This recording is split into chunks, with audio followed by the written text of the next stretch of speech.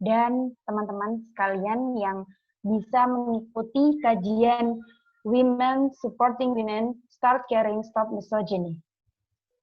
Pertama-tama, marilah kita panjatkan puji syukur kita kehadirat Allah Subhanahu wa Ta'ala yang sudah memberikan kita kesempatan untuk bisa hadir di kajian online kali ini. Kedua kalinya, sholawat serta salam semoga tetap tercurahkan kepada junjungan kita Nabi Muhammad SAW. Untuk selanjutnya, saya di sini sebagai moderator yang akan memimpin jalannya acara, akan membacakan tata tertib kajian Women Supporting Women ini. Jadi yang pertama, jangan lupa teman-teman untuk rename nama akun dengan format nama instansi. Yang kedua, peserta dimohon untuk tidak mengaktifkan fitur mikrofon saat kegiatan kajian berlangsung. Yang ketiga, ketika kajian berlangsung, peserta dapat bertanya kepada pemateri dengan memanfaatkan kotak chat box atau teman-teman bisa secara langsung untuk menanyakan.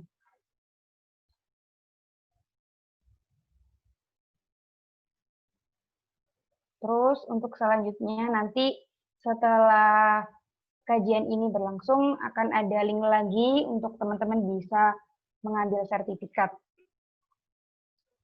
Baik, sebelum masuk kepada pematerinya, saya mau membacakan CV atau kurikulum vitae dari pemateri kita hari ini. Nama, Reni Prasetya Nurmawati, tempat tanggal lahir, Kediri, 29 Desember, jenis kelamin, perempuan, alamat nomor 300, Zongda Road, Zhongli District, Tao Yuan City, 32001, Republic of China, Taiwan. Nomor telepon 886-9085-03416. Email reni.alkahlil@gmail.com. Pendidikan formal 2019 sampai 2021, National Central University NCU, Republic of China, Taiwan, di Master Program in Inter-Asia Cultural Studies. 2012 sampai 2017, Universitas Islam Negeri Sunan Ampel, Surabaya, Fakultas Tarbiyah dan Keguruan, jurusan Pendidikan Bahasa Inggris. 2009 sampai 2012, MAN 3 Kediri, 2006 sampai 2009, SMP Negeri 1 Kras Kediri, 2000 sampai 2006, SD Negeri 1 Purwodadi Kediri. Untuk pendidikan informal, 2016, latihan khusus Kohati, LKK Kohati, HMI Cabang Surabaya. 2015, pelatihan pemuda berwawasan internasional, East Java Inspiring Youth, EGIY, Dispora, Jawa Timur, Surabaya. 2015, latihan kader 2 HMI Cabang Surabaya, Surabaya. 2013, Sekolah Aktivis HMI Korkom Sunan Ampel, Surabaya. 2013, latihan alam teater Hastasa UIN Sunan Ampel, Surabaya. 2013, pelatihan dasar Korps HMI Wati, Kohati, PDK. 2013, Diklat Jurnalistik Lanjutan Investigasi LPM, Solidaritas UIN Sunan Ampel, Surabaya. 2012, latihan kader 1 HMI, Komisariat Tarbiyah Sunan Ampel, Surabaya. 2012, Diklat Jurnalistik Dasar LPM, Solidaritas UIN Sunan Ampel, Surabaya. Untuk selanjutnya, riwayat organisasi dari pemateri 2020-2021, Ketua Divisi Hard Skill Minat Bakat Direktorat Pengembangan Inovasi, Bisnis dan Kemitraan PIBK PPI Dunia. 2019-2020, anggota Departemen Eksternal PPI Taiwan. 2018 sampai 2019, Ketua Umum Kohati HMI Cabang Surabaya. 2017, Kepala Bidang Hubungan Antar Lembaga HAL Kohati HMI Cabang Surabaya. 2016 sampai 2017, Koordinator Majelis Pengawas Konsultasi Pengurus Komisariat MPKPK HMI Komisariat Tarbiyah Sunan Ampel Surabaya. 2015 sampai 2016 Ketua Umum HMI Komisariat Tarbiyah Sunan Ampel Surabaya. 2014 sampai 2015 Kepala Bidang Penelitian, Pengembangan dan Pembinaan Anggota P3A HMI Komisariat Tarbiyah Sunan Ampel Surabaya. 2014 sampai 2015 Divisi Sastra Teater Hastasa UIN Sunan Ampel Surabaya. 2013 sampai 2014 Kepala Bidang Eksternal Korps HMI Wati Kohati dan staf redaksi LPM Solidaritas UIN Sunan Ampel Surabaya. Jadi demikian CV dari pemateri kita hari ini. Untuk selanjutnya akan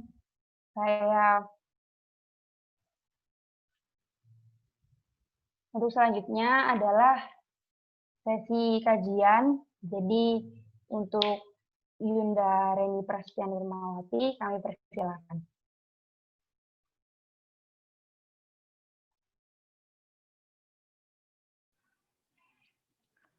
Assalamualaikum warahmatullahi wabarakatuh.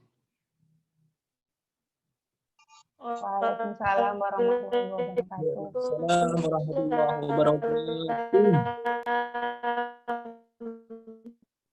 warahmatullahi wabarakatuh. Selamat malam semuanya. Semoga selalu dalam keadaan sehat dan dilindungi Allah Subhanahu wa Ta'ala. Malam ini saya dimintai tolong teman-teman untuk memantik diskusi Women Support Women, Start Caring, Stop Misogyny. Seperti itu untuk materinya. Sebelum kita bahas mengenai mensupport, alangkah lebih baiknya kita mulai tabulasi dulu permasalahan-permasalahan apa aja sih yang ada di perempuan Indonesia saat ini, kayak gitu. Mungkin bisa next ya slide-nya, operator.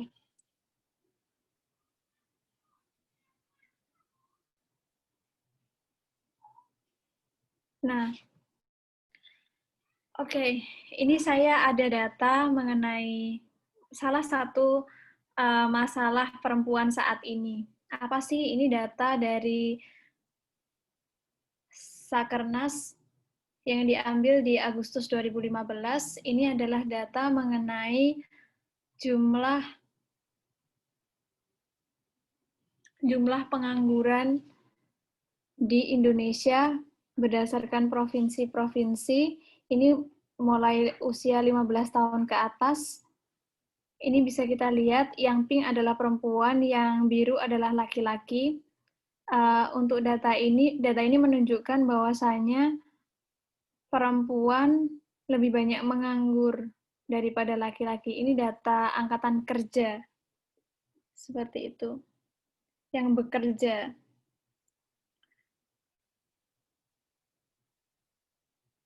Kenapa demikian? Hal ini membuktikan bahwasanya dari data ini bisa kita lihat bahwa akses perempuan terhadap dunia kerja ini masih sangat minim kayak gitu. Meskipun kita berbicara mengenai pendidikan, saat ini perempuan sudah mendapat banyak kesempatan, namun untuk kesempatan kerjanya masih lebih sedikit daripada laki-laki yang didapatkan kayak gitu. Untuk masalah selanjutnya ada lagi data, mungkin bisa slide-nya bisa diganti tolong.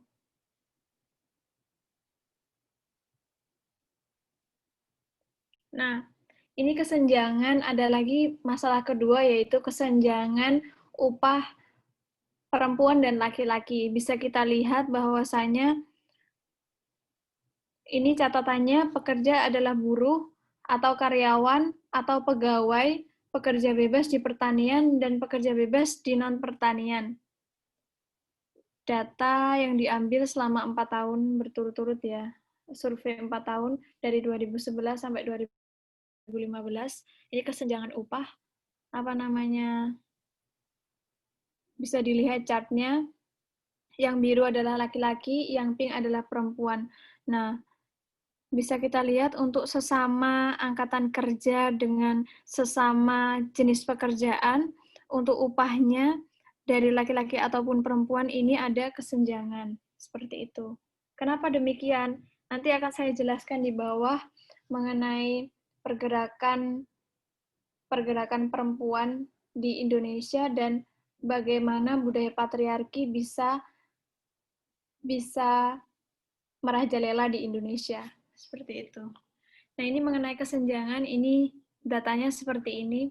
Memang ada kesenjangan upah untuk laki-laki dan perempuan, karena memang kalau laki-laki dianggap sebagai kepala rumah tangga, sedangkan perempuan meskipun dia janda dan menjadi kepala rumah tangga, tetapi untuk akses terhadap ekonominya masih sekunder, masih nggak bisa mendapat tempat pertama seperti itu, meskipun perempuan juga adalah kepala rumah tangga. Begitu. Mungkin untuk next slide-nya ya.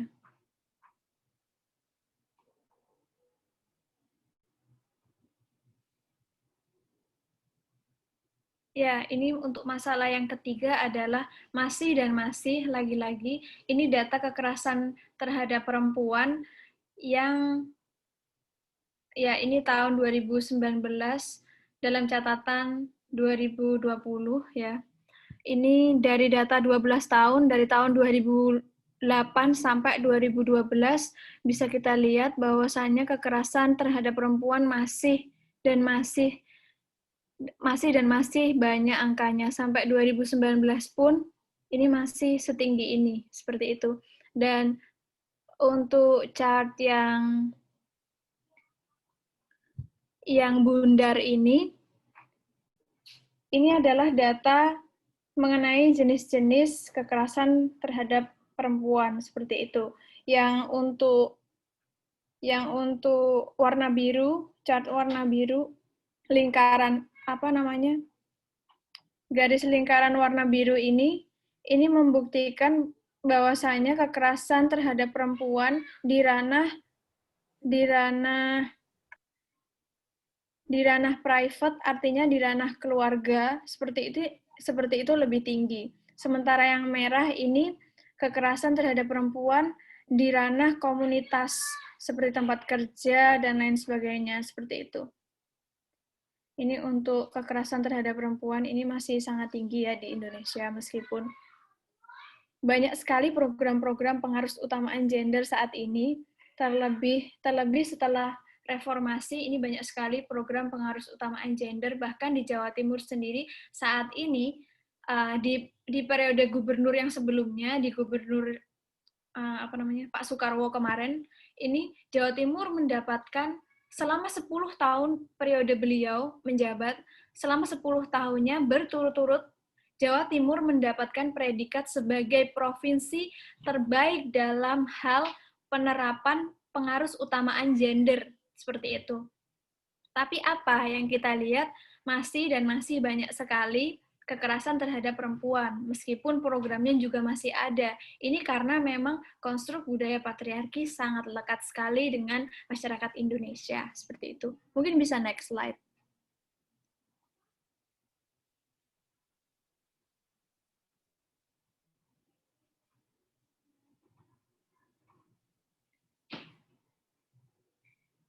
Nah, selanjutnya ini tadi yang saya jelaskan. Nah, ini bentuk-bentuk kekerasan terhadap perempuan di ranah komunitas. Bisa kita lihat dari segi ekonomi, ada trafficking, ada pekerja migran. Ini pekerja migran juga masih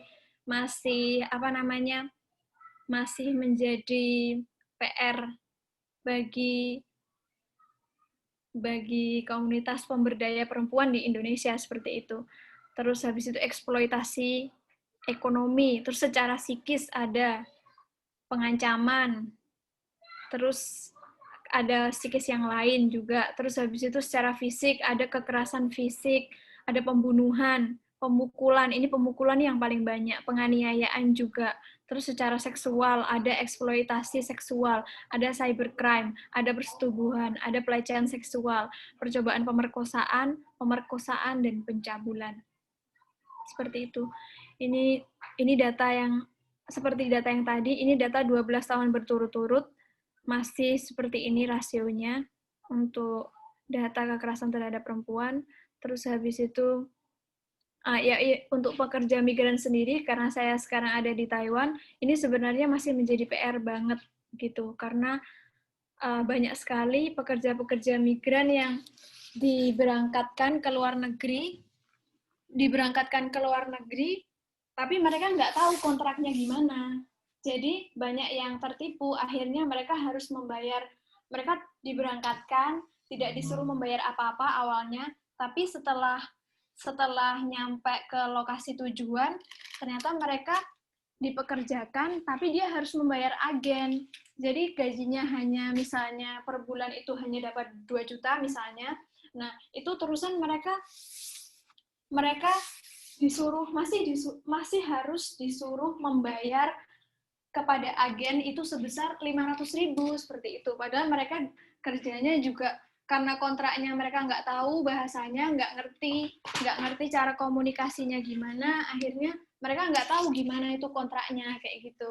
Jadi banyak sekali eksploitasi di situ. Di sini juga banyak yang kabur akhirnya. Terus kemudian di deportase juga banyak yang seperti itu karena memang kontraknya nggak jelas. Akhirnya mereka kabur karena kendala bahasa, banyak kendala seperti itu. Akhirnya mereka banyak yang kabur, terus menjadi permasalahan lintas bangsa, di KBRI seperti itu. Di sini nggak ada KBRI ya, di sini ada TETO. Terus untuk ini catatannya kemudian untuk pelaku kekerasan seksual yang di ranah personal yang saya bilang tadi di lingkungan keluarga, ini yang paling banyak pacar ya, dilakukan oleh pacar. Terus ada lagi yang paling banyak kedua, ayah kandung juga. Terus yang paling banyak ketiga, ayah tiri dan angkat. Nah, ini teman-teman juga yang perempuan terutama, kalau memang punya hubungan pacaran, nggak apa-apa, tapi dilihat juga kalau memang udah nggak positif, kalau memang hubungannya toksik, ya mungkin bisa dipikirkan kembali untuk gimana kelanjutannya, kayak gitu. Nah, ini chartnya untuk yang tadi, ini lebih jelas ya. Untuk komunitas ini 1/4, sedangkan untuk kekerasan dalam rumah tangga atau ranah personal ini 3/4 untuk prosentasenya. Mungkin bisa next ya. Untuk slide-nya mungkin bisa next. Nah, ini setelah masalah-masalah yang tadi, kemudian masalah yang sangat membuat perempuan miris adalah penghakiman terhadap sesama perempuan yang seharusnya perempuan mendukung, tapi justru malah menghakimi, seperti itu. Contohnya ada baru-baru ini video viral yang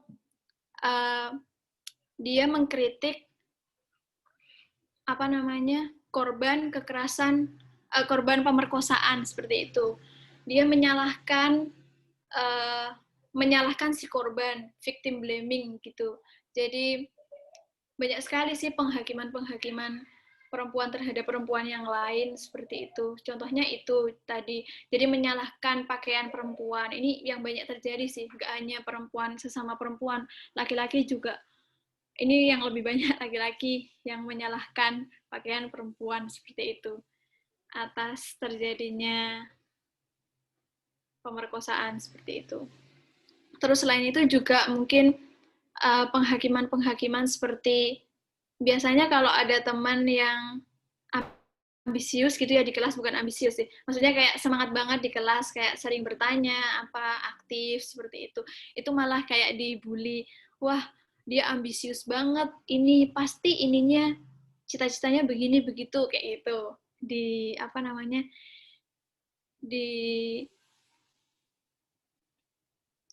digitukan kayak gitu. Itu seharusnya nggak boleh seperti itu. Seharusnya justru malah mendukung antar sesama perempuan, karena ya dukungan itu perlu seperti itu. Terus selain penghakiman seperti itu, mungkin juga ada penghakiman-penghakiman seperti nikah muda. Oh, nikah muda. Wah, jadi ibu rumah tangga aja ngapain capek-capek sekolah. Kayak gitu.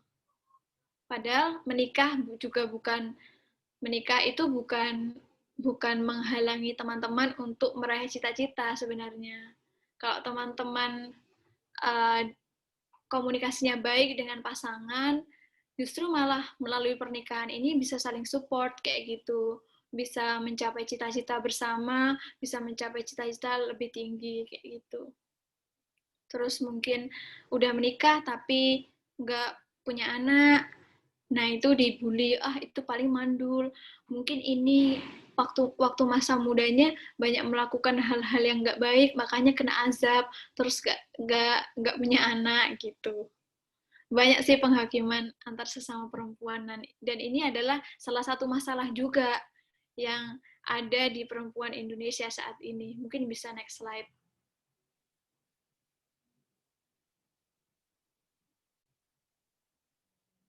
Nah, selanjutnya adalah masalah yang selanjutnya yang keempat, yaitu standar perempuan ideal yang diciptakan oleh media sosial.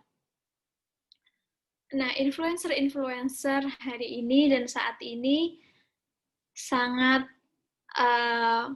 merepresentasikan, maksudnya karena influencer-influencer ini beauty standard seperti itu, kayak standar-standar kehidupan sosial ini jadi harus meniru hal-hal yang ditampilkan oleh media sosial seperti itu. Dan hal itu membuat banyak perempuan, sebenarnya nggak perempuan juga sih, nggak hanya perempuan kalau masalah ini. Laki-laki pun juga mungkin akan mengalami hal yang sama. Seperti kayak merasa, ada temannya posting begini begitu, jadi merasa kayak minder, merasa kayak kehilangan self-confident, kehilangan self-afikasi, kehilangan self-esteem, kayak gitu, gara-gara hal itu. Padahal setiap manusia ini punya perjalanan, punya struggle, punya cita-cita, punya usaha yang berbeda-beda, dan masing-masingnya adalah unik. Nah, mungkin ini yang perlu ditanamkan kembali ke benak teman-teman, biar tidak terlalu terpengaruh dengan standar yang diciptakan oleh media sosial seperti itu. Karena memang hal ini bisa membuat teman-teman menjadi stres juga kayak gitu. Mungkin bisa next. Setelah masalah-masalah ini, nah kita bahas. Oh ya, kalau tadi pas kita bicara soal standar dan penghakiman terhadap perempuan, ini sebenarnya adalah bentuk-bentuk misogini internal. Apa sih misogini internal? Misogini apa sih sebenarnya? Misogini itu berasal dari bahasa Yunani. Ada dua kata yang digabungkan dalam kata misogini ini. Pertama, miso artinya benci. Kemudian jin yang artinya perempuan.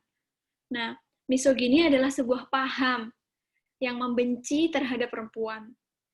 Misogini ini pahamnya, kalau misoginis ini orangnya. Misoginis adalah seseorang yang tidak suka, membenci, atau sangat berprasangka terhadap perempuan. Nah, misoginis atau misogini, kalau misogini ini adalah bagian yang sangat represif. Biasanya bentuknya melalui kekerasan-kekerasan, seperti kekerasan seksual. Terus habis itu kalau dalam hubungan ini yang suka selingkuh, ini juga tanda-tanda kalau orangnya itu juga dia misoginis gitu. Terus habis itu pokoknya bentuk-bentuk yang represif ya, pemerkosaan, terus habis itu kekerasan domestik yang ada di rumah tangga ataupun pacaran, terus habis itu pelecehan, terus pemerkosaan udah ya tadi, terus selain itu juga ada seksisme. Nah, kalau seksisme ini stereotip atau diskriminasi berdasarkan jenis kelamin, biasanya terhadap perempuan. Seksisme ini lebih banyak diekspresikan dalam bahasa dan digunakan sebagai cara budaya patriarki melihat perempuan kayak gitu. Yang banyak kita temui itu biasanya seksisme. Kalau misoginis itu bentuknya lebih represif ya, maksudnya bentuknya sangat terlihat. Kalau seksisme nggak kelihatan, kayak cemoohan-cemoohan seperti apa namanya,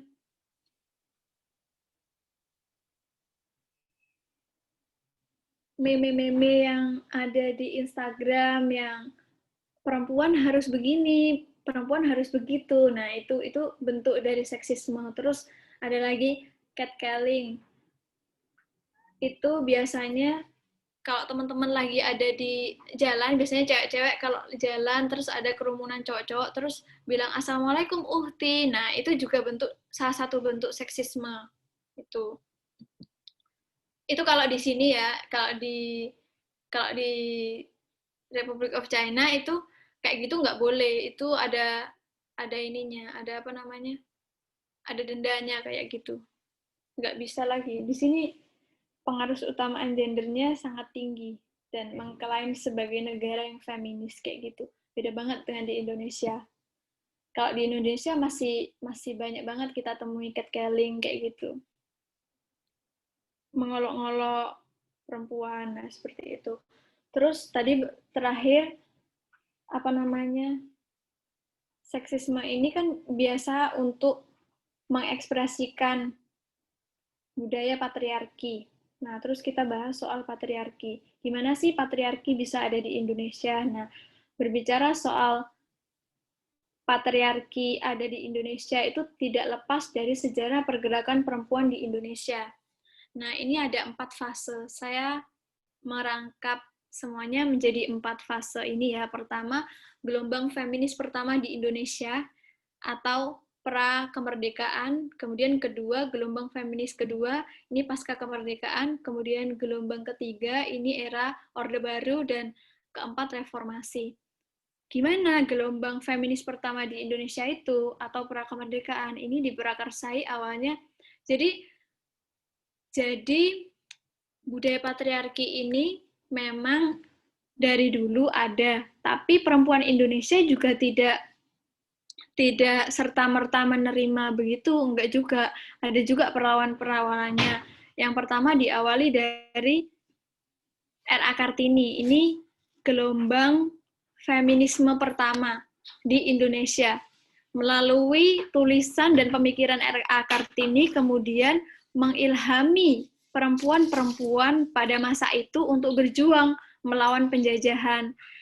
Ada Cut Nyak Din, Cut Nyak Mutia, dan banyak lagi perempuan-perempuan yang ikut bergerilya bersama suaminya dalam menumpas penjajahan Belanda seperti itu. Selain perjuangan personal-personal seperti itu, melalui sosok R.A. Kartini ini juga mengilhami banyak organisasi-organisasi perempuan di Indonesia saat itu Nusantara ya, karena pra kemerdekaan. Organisasi perempuan pertama di Indonesia adalah Putri Mardika.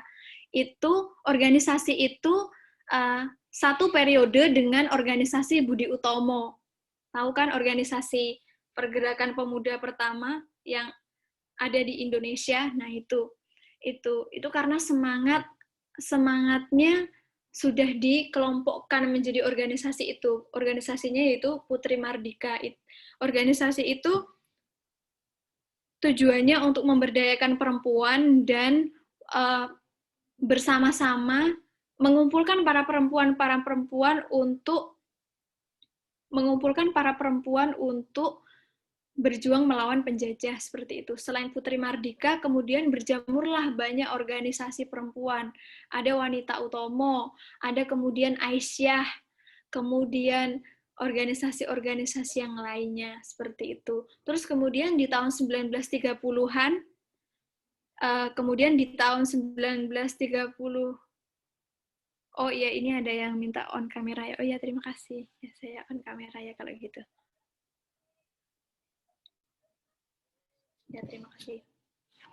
Nah kemudian di tahun 1930-an ini, ya ini masih gelombang feminis pertama ya, di tahun 1930-an ini ada ini apa namanya, Kongres pertama perempuan. Nah, ini membahas mengenai bagaimana sih harusnya pemberdayaan perempuan itu seperti itu, dan kemudian juga perjuangan-perjuangan mengenai hak-hak perempuan dalam pernikahan dan pernikahan dini seperti itu, untuk memperjuangkan agar tidak ada lagi pernikahan dini kayak gitu.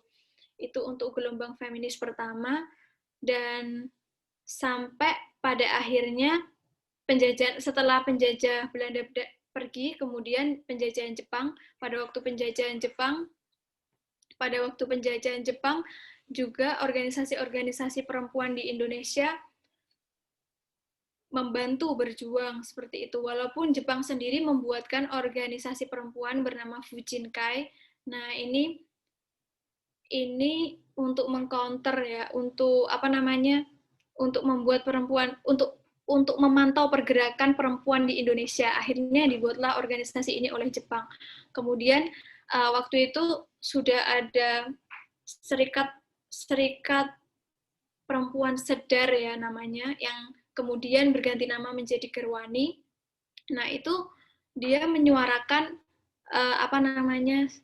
menyuarakan sosialisme memang sangat gencar waktu itu, sehingga banyak dari perempuan-perempuan yang berjuang dalam organisasi ini yang kemudian dibunuh oleh penjajah Jepang seperti itu. Setelah kekalahan Jepang, kemudian Fujinkai ini bubar, terus kemudian masa ini mulai ke gelombang feminis kedua. Kemudian di gelombang feminis kedua atau pasca kemerdekaan, nah ini setelah perjuangan di masa pasca kemerdekaan pra kemerdekaan tadi, kemudian di pasca kemerdekaan hak-haknya yang dituntut tentu saja masih sama, yaitu pemberdayaan perempuan, terus habis itu hak perempuan dalam pemilu, kemudian juga ada lagi penghapusan poligami dan lain sebagainya. Itu untuk di kongres yang kesekian kalinya ini, di masa gelombang feminis kedua ini, pada waktu zamannya Pak Soekarno, ini udah mulai banyak sekali organisasinya ya, ada sekitar 60 organisasi perempuan pada masa itu. Kemudian memang yang paling berpengaruh pada saat itu adalah Gerwani, seperti itu. Tapi Gerwani ini sebenarnya tidak berafiliasi politik dengan PKI pada waktu itu. Tapi karena memang yang digerakannya sangat kiri, akhirnya orang mengafiliasikan Gerwani dengan PKI seperti itu. Terus masuk ke era Orde Baru. Nah, ini karena peristiwa tersebut, dan memang Gerwani adalah organisasi perempuan yang sangat berpengaruh pada masa Soekarno seperti itu, sehingga waktu Orde Baru, dan karena waktu itu G30S juga untuk pelakunya ini PKI yang dikambing hitamkan, sehingga PKI dekat dengan Gerwani, akhirnya Gerwani juga menjadi organisasi terlarang waktu itu, sehingga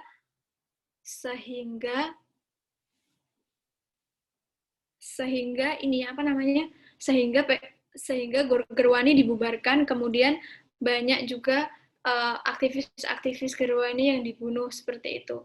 Terus karena wadah untuk perempuan saat itu tidak ada, akhirnya gara-gara Gerwani ini sudah dibubarkan, maka Presiden Soeharto membuat Ibuisme Negara, dan kemudian akhirnya membuat Undang-Undang Perkawinan yang disahkan tahun 1974. Nah, Undang-Undang Pernikahan ini sebenarnya memang diperjuangkan untuk agar perempuan mendapatkan hak-hak properti seperti itu, karena memang sebelumnya tidak diatur dalam undang-undang mengenai perkawinan itu harus seperti apa dan hak-hak perempuan itu gimana kayak gitu. Nah, setelah adanya ini, banyak perempuan merasa dilindungi oleh era Orde Baru, padahal sebenarnya Sebenarnya enggak, karena di di undang-undang perkawinan ini dia juga menerapkan family principle, yang mana di situ dijelaskan bahwasanya laki-laki adalah kepala rumah tangga dan perempuan adalah pendukung yang membantu dalam menjalankan kehidupan keluarga seperti itu, dan anak-anak adalah yang harus dirawat seperti itu. Nah, karena inilah akhirnya budaya patriarki menjadi semakin menjamur di Indonesia seperti itu. Terus selain itu juga, selain tentang undang-undang ini juga yang tadi saya bilang, karena tidak adanya wadah, akhirnya pemerintah membuat wadah namanya GOW, Gabungan Organisasi Wanita, GOW, dan di dalamnya ini ada PKK. Jadi kayak di waktu Orde Baru ini, Presiden Soeharto juga menerapkan ibuisme negara. Paham ibuisme negara ini paham di mana setiap institusi pemerintahan harus memiliki sayap institusi yang memberdayakan perempuan seperti itu. Tujuannya adalah pemberdayaan perempuan, tapi sebenarnya maksud lain dari hal ini adalah untuk mengontrol pergerakan perempuan, karena perempuan sebenarnya memiliki potensi besar kayak gitu. Makanya dari dua hal yang diterapkan ini akhirnya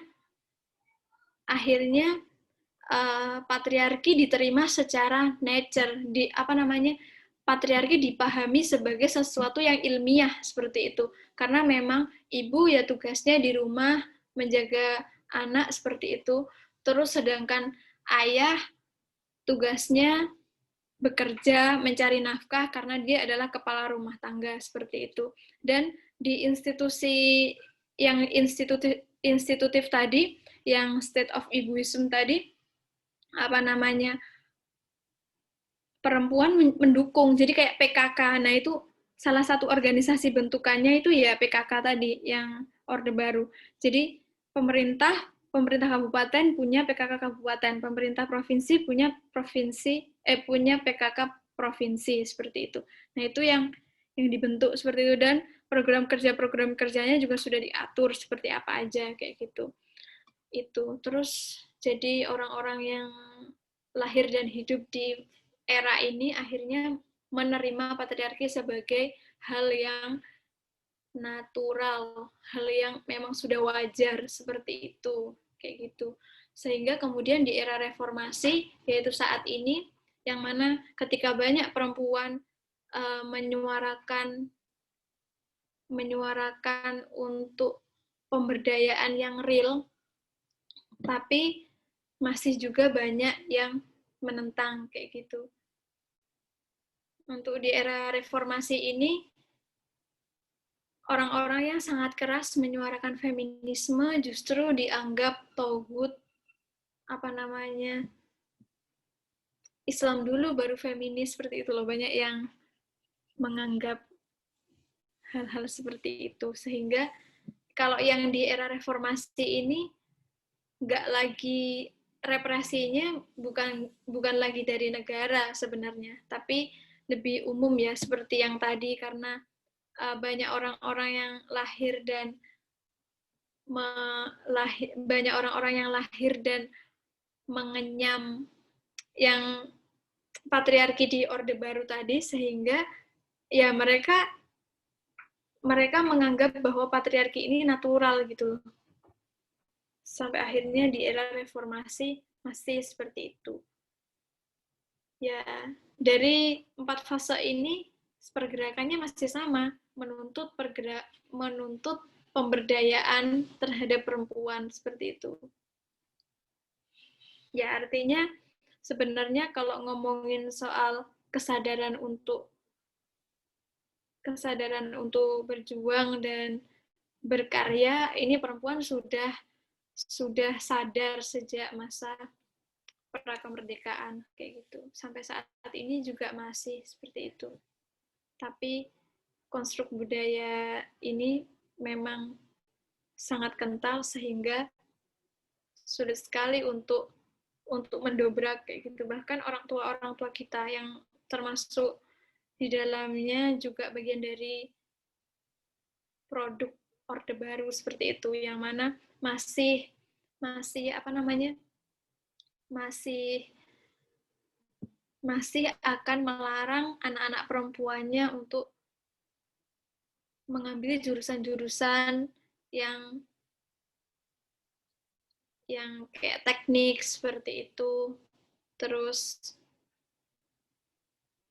apa namanya, jurusan-jurusan yang non keguruan, biasanya orang tua kita lebih menganjurkan anak-anaknya punya pekerjaan stabil seperti menjadi guru kayak gitu-gitu, biar bisa di rumah, biar bisa menjaga anak seperti itu, biar bisa ini kapan aja, biar bisa pulang ke rumah kapan aja, karena memang apa namanya, yang dipahami oleh orang tua masa itu adalah perempuan harus di rumah menjaga rumah tangga seperti itu, mengurus anak, memasak begitu. Itu jadi perjuangannya masih sama. Mungkin bisa next slide.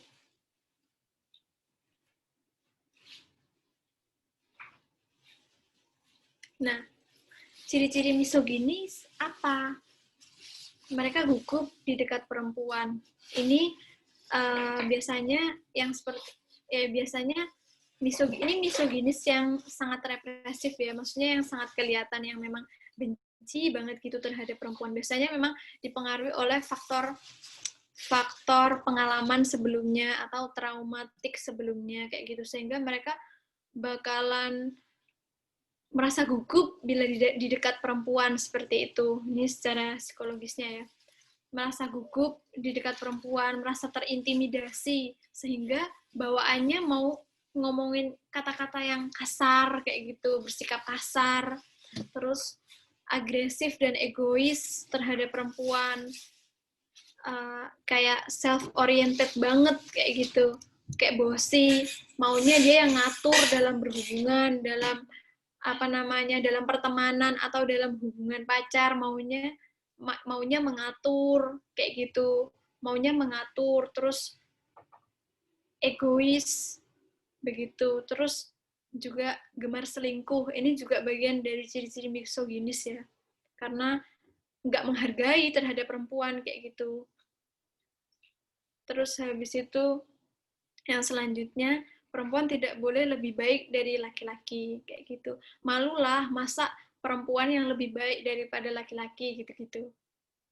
Itu salah satu ciri-ciri dari misoginis. Terus habis itu ini misoginis yang dari laki-laki ke perempuan. Kalau dari yang perempuan ke perempuan ini rata-rata biasanya misogini internal ya.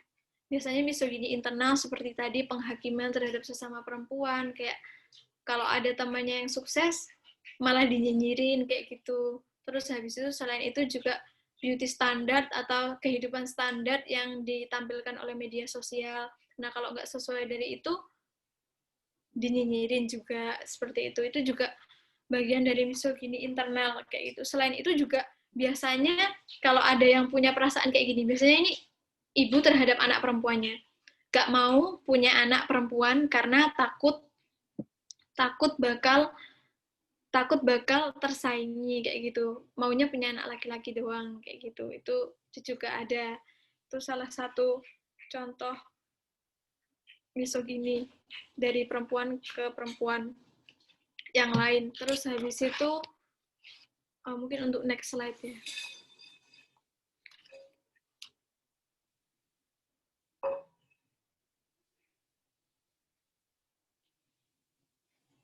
Bisa jadi juga yang ibu yang nggak mau punya anak perempuan tadi melihat anak perempuan sebagai pesaing. Terus habis itu meremehkan anak perempuan, lebih meremehkan anak perempuan daripada anak laki-laki kayak gitu. Itu juga bagian dari misogini internal. Nah, nanti teman-teman jangan sampai seperti ini ke depannya. Apa namanya?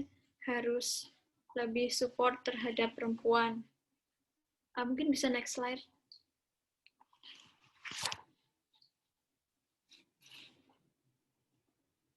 Nah, Terus ini kita masuk ke support system. Dengan masalah-masalah yang sudah kita tabulasi tadi, kemudian kita masuk ke ranah support system atau social support. Social support atau support system adalah dukungan berupa hadirnya orang-orang tertentu yang secara pribadi memberikan nasihat, motivasi, arahan, dan menunjukkan jalan keluar terhadap individu yang mengalami masalah dan pada saat mereka mengalami kendala dalam melakukan kegiatan untuk mencapai tujuan tertentu. Seperti itu. Ini berdasarkan pendapatnya dari Bastaman dalam Fatwa 2014. Nah, support system itu secara psikologis biasa kita sebut adalah social support, yang mana ya seperti yang kita ketahui bahwasanya manusia adalah zon politikon atau makhluk sosial, yang mana manusia tidak bisa hidup tanpa manusia lain. Sama halnya dengan perempuan juga manusia, laki-laki juga manusia, mereka sama-sama membutuhkan support atau dukungan dari orang lain dalam mencapai cita-cita atau dalam masa mereka menghadapi masalah seperti itu. Itu terus mungkin untuk bisa next. Support system ini. Nah, terus apa sih urgensinya support system? Nah, support system ini bisa menambah self-esteem dan self-efficacy. Ini saya ada data mengenai penelitian. Penelitiannya ini tentang hubungan antara self-efficacy dan social support terhadap ibu yang berpendidikan tinggi tapi menjadi ibu rumah tangga setelah melahirkan, seperti itu. Nah, ini untuk hasil penelitiannya bisa kita lihat yang tabel 2 ya, koefisiennya. Ini kita bisa lihat social support ini signifikannya 0,00, sedangkan self-efficacy-nya 0,04. Nah, artinya dari data ini bisa kita lihat bahwasanya social support sama social support sama self-efficacy ini berbanding negatif, yang artinya social support ini bisa meningkatkan self-efficacy kayak gitu. Terus apa sih self-efficacy itu?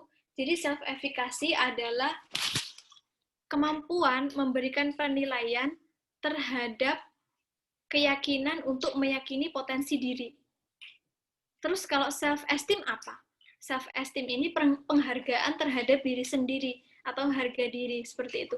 Melihat diri sendiri sebagai bentuk-bentuk positif, seperti itu self-esteem. Sedangkan self-efficacy adalah kemampuan memberikan penilaian terhadap kemampuan diri, seperti itu. Misalnya ketika mau mencapai goal apa, terus dia meyakini potensinya untuk mencapai goal itu secara spesifik, seperti itu namanya self-efficacy, seperti itu. Terus apa bedanya sama self-confident? Kalau self-confident itu kemampuan untuk mempercayai dirinya sendiri secara general. Kalau self-efficacy ini lebih spesifik ke potensi dirinya dalam hal untuk mencapai tujuan tertentu, seperti itu. Itu untuk urgensinya apa sih urgensinya social support tadi yang kita bahas kan? Ini untuk meningkatkan self-esteem, self-efficacy, kayak gitu. Itu. Terus mungkin bisa next.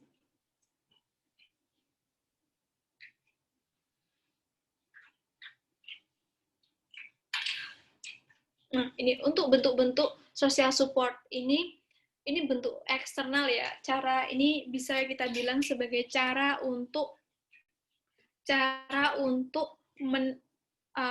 memberikan support system atau social support terhadap teman-teman kita yang lagi terkena masalah seperti itu. Yang salah satunya ada dukungan emosional. Ini berupa kayak empati, terus bisa bentuknya bisa dengan curhat seperti itu. Kalau ada teman kita yang lagi ada masalah, yang lagi misalnya sesama teman perempuan yang lagi galau karena bingung dalam hubungannya yang toksik seperti itu, terus minta pendapat. Nah, itu bentuk dari kita memberikan dukungan emosional kayak gitu. Terus penghargaan, misalnya ada temannya yang jago gambar, terus habis itu tapi kayak minder karena jarang ada pelukis atau apa namanya seniman gambar yang perempuan seperti itu, terus kita kasih support, oh kamu layak, you deserve for all the honor kayak gitu-gitu misalnya, atau apa, dikasih motivasi penghargaan yang positif seperti itu. Terus dukungan instrumental ini biasanya dukungan secara langsung yang real seperti itu. Kalau misalnya ada teman yang lagi habis kemalingan seperti itu, kemalingan laptop, terus dipinjemi laptop, nah itu dukungan instrumental, dukungan secara langsung seperti itu. Terus dukungan informatif, ini mungkin temannya yang sudah kerja, terus habis itu ada lowongan kerja buat teman yang lain, yang sesama perempuan, kayak gitu, ini bisa. Ini berupa dukungan informatif seperti itu, dikasih informasi mengenai pekerjaan, atau yang lain, atau pelatihan, atau informasi beasiswa, dan lain sebagainya. Itu bentuk dukungan informatif, kayak gitu. Terus, kenapa kok harus saling support? Ya karena banyak masalah-masalah yang membuat perempuan semakin tersekunderkan di dalam dunia. Makanya harus saling support seperti itu. Terlebih perempuan terhadap perempuan kayak gitu. Dengan masalah apapun tadi saya mencontohkan hal-hal yang seperti itu tadi. Nah, dengan begitu harus tersupport gitu intinya. Mungkin bisa next slide. Bentuk-bentuknya ini bentuk yang eksternal ya, tapi ada faktor internal yang mendukung social support. Yang pertama yaitu persepsi, yang maksudnya harus selain dukungan untuk social support, selain dukungan eksternal yang kita bilang women support women tadi, terus ini ada faktor internal juga yang mempengaruhi social support. Yang pertama persepsi terhadap diri sendiri. Ini juga penting karena persepsi ini akan membuat kita semakin percaya terhadap diri sendiri. Maksudnya kalau kita mempersepsikan diri kita dengan baik, maka ketika ada masalah-masalah, ketika yang tadi kayak kesenjangan terhadap gaji perempuan dan laki-laki seperti yang kita bahas di awal tadi, ini kita bisa nggak menyalahkan diri kita sendiri. Oh, mungkin karena aku perempuan, tenagaku nggak sebanyak laki-laki. Jadi kita nggak akan menyalahkan diri kita dengan hal-hal seperti itu gitu loh. Kalau kita mempersepsikan diri kita dengan baik kayak gitu, sehingga kita bisa mensupport diri kita dari dalam gitu. Terus selain itu juga pengalaman pribadi mungkin pengalaman pribadi ini memang sangat mendukung ya terhadap social support. Mungkin bisa next slide.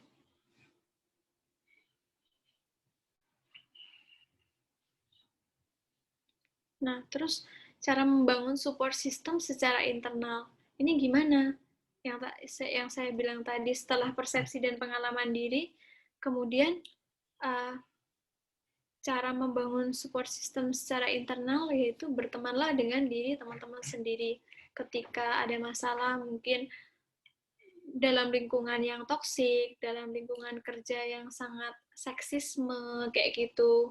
Misalnya kayak ketika teman-teman, mungkin saya bisa bercerita tentang pengalaman saya yang waktu di tempat kerja dulu. Nah, dulu saya pernah bekerja sebagai wartawan. Waktu kerja, karena memang jarang ya wartawan perempuan, dan di kantor saya untuk pekerja yang perempuan itu hanya 2. Yang satu ini kita beda pos, jadi jarang ketemu di kantor. Ketika di kantor, sering-sering saya sendiri atau teman saya sendiri, seperti itu. Jadi makanya teman-teman cowok-cowok ini sering nyuruh-nyuruh kami bikin kopi seperti itu, terus nemuin tamu, kalau ada tamu itu suruh nemuin, suruh ngajak ngobrol, nah kayak gitu. Ini bentuk-bentuk dari seksisme juga kayak gitu. Makanya harus support diri sendiri, harus berani bilang enggak mau, ngapain aku disuruh-suruh kayak gitu-gitu intinya. Jangan jangan jangan mengaminkan, maksudnya jangan mengiyakan hal-hal seperti itu gitu. Terus berteman dengan diri sendiri, maksudnya tadi kayak oke lah deal sama diriku, aku nggak mau lagi digituin gitu. Terus mulai dari keluarga, membangun komunikasi yang baik dengan keluarga, biar dari keluarga ini kita bisa disupport juga kayak gitu. Terus sering-sering komunikasi, intinya kalau ada masalah seperti tadi saya di tempat kerja misalnya seperti itu, teman-teman atau teman-teman di tempat kerja sering mengalami kayak gitu, terus kayak dibully-bully karena perempuan gitu-gitu. Nah, itu mungkin bisa bercerita kepada keluarganya, biar keluarga di rumah saling mendukung, seperti itu. Terus ketiga, memperkuat tali persahabatan. Nah, ini bisa membangun pertemanan yang baik dengan teman-teman sekelompoknya, terus bisa membuat lingkaran pertemanan yang berbeda-beda, agar kalau misalnya lagi ada permasalahan bisa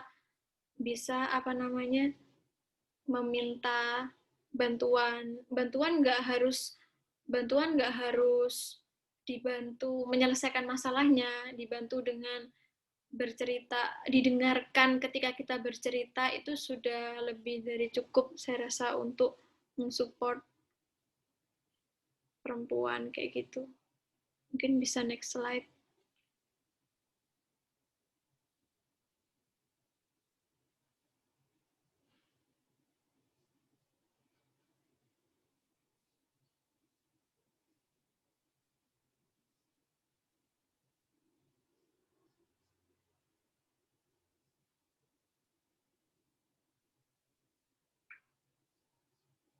Mungkin bisa next slide. Oh ya, thank you. Itu semua untuk pembahasan malam ini. Jadi intinya saling support terhadap perempuan itu sangat diperlukan ya. Jadi biar tadi yang saya jelaskan mengenai sejarah pergerakan perempuan ini, agar yang mengenai saya tadi jelaskan sejarah pergerakan perempuan, jadi ini biar para perempuan bisa mengoptimalkan diri mereka kayak gitu, terhindar dari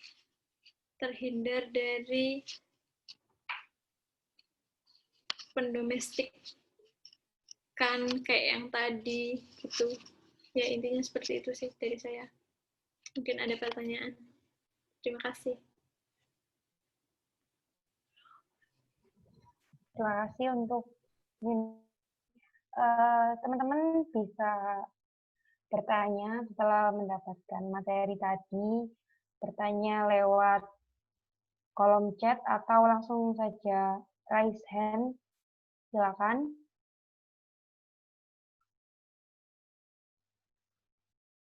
Silakan teman-teman yang mau bertanya.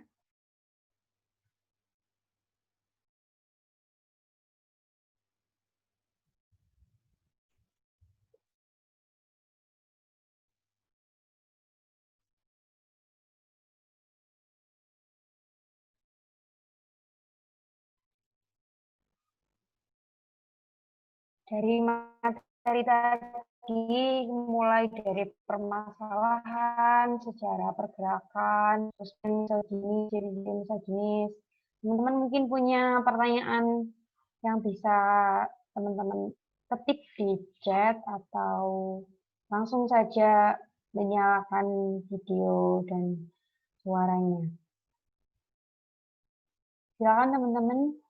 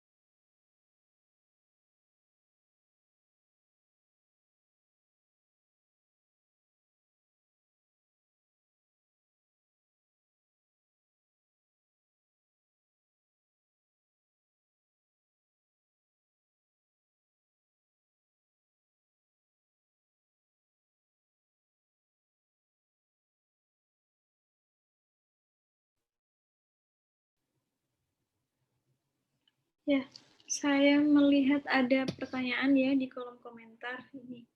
Di media sosial kita ketahui semakin banyak dampak yang terjadi akibat misogini dan seksisme, seperti ujaran kebencian melalui media, baik dari perempuan ke perempuan maupun ke lawan jenis. Bagaimana tanggapan Yunda terhadap hal tersebut? Apa tindakan yang harus kita lakukan untuk menyikapi segala postingan media tentang bentuk atau dampak seksisme dan misoginis tersebut? Untuk tanggapan, kalau tanggapan ya, untuk tanggapan ya terhadap ujaran di media sosial, ini mungkin teman-teman bisa menjadikan hal ini, teman-teman kan karena kita tadi sudah belajar pentingnya saling support terhadap perempuan ini, maka ujaran-ujaran seperti ini mungkin bisa dikaji. Seperti itu, teman-teman kan punya organisasi masing-masing, mungkin ya kayak Kohati, kayak gini-gini. Ini untuk apa namanya? Oh, pertanyaannya beda lagi. Bentar-bentar. Yang tadi ya, untuk yang pertanyaan pertama ya. Menyikapinya bagaimana dengan ujaran-ujaran kebencian itu?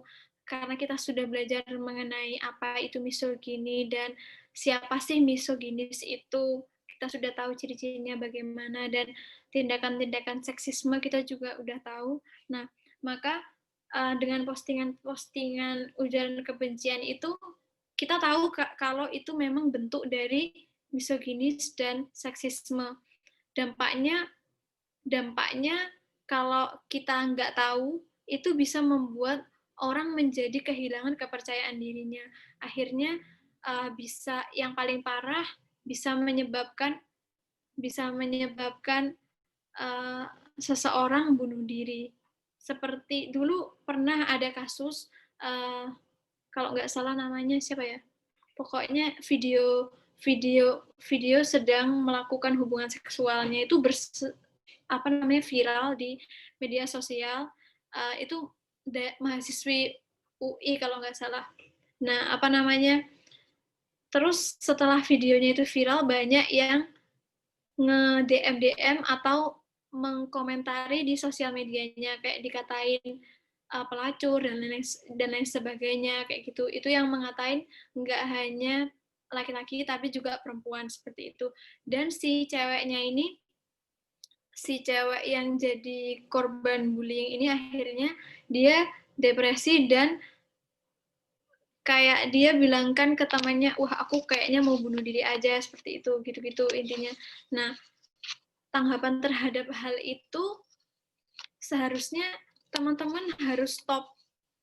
Maksudnya kalau tahu mungkin ada kesalahan sampai videonya tersebar, tapi harus ini harus juga melindungi sesama perempuan, karena yang melakukan hal itu kan 2 orang. Kenapa yang dibully hanya 1 orang, seperti itu.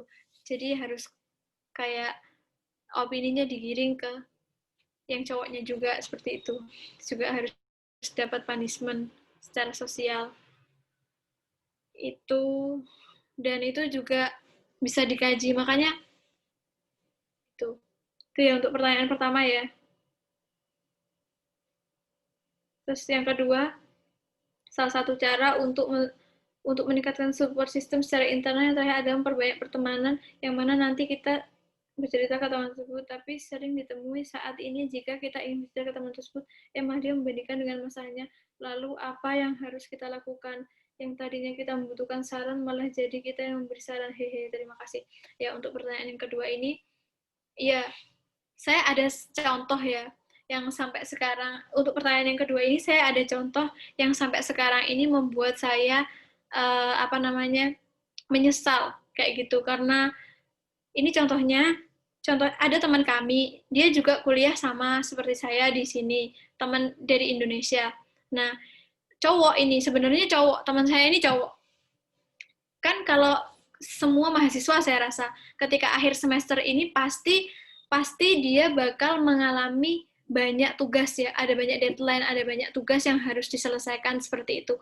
Nah, saya nggak tahu gimana, karena memang sistem beasiswa saya di sini dan teman-teman yang rata-rata dapat beasiswa dari kampus di sini, itu memang ada evaluasi setiap semester. Kalau performanya buruk, otomatis beasiswanya akan dicabut seperti itu. Nah, waktu itu teman saya itu mungkin sedang, karena beda jurusan ya, S1 dan S2, jadi harus banyak struggle. Kemudian dia mengalami kesulitan ketika struggle itu, sehingga akhir semester dia sumpek banget ketika banyak deadline, dia udah kayak menyerah gitu. Terus habis itu, waktu itu dia ngajak teman-teman Indonesia yang lain. Sebenarnya sederhana, dia ngajaknya sederhana. Dia cuma ngajak main pingpong sama makan. Tapi karena kita lagi sibuk, karena akhir semester, lagi banyak deadline, jadi nggak sempat untuk makan bareng.